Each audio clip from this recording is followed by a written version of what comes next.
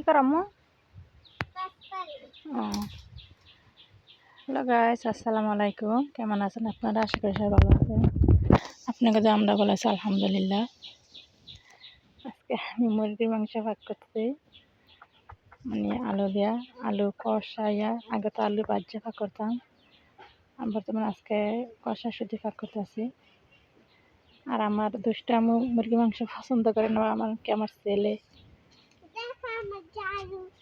এটি সবসময় ভাগ করে গেলে মাংস টাংসেরই অনেক অপছন্দ হবে বর্তমানে।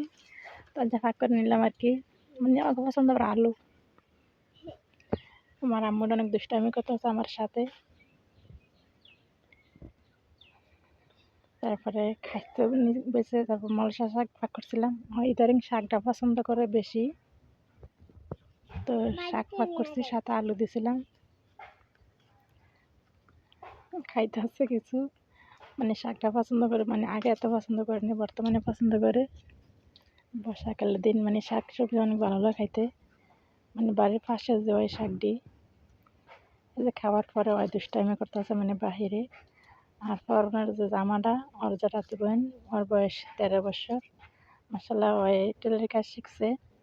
তো ওর বলতেছে যে ওর একটা জামা বানাই দিব, মানে ওই বানায় নিয়ে আইছে।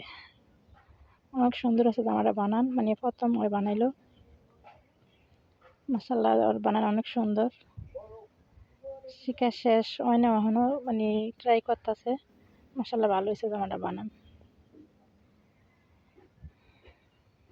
আর আমার আম্মু তো নতুন কাপড় চোপড় পাইলে অনেক খুশি। আর ভালো থাকুন আপনারা সবাই। আমার আম্মুর জন্য দোয়া করবেন। আল্লাহ হাফেজ।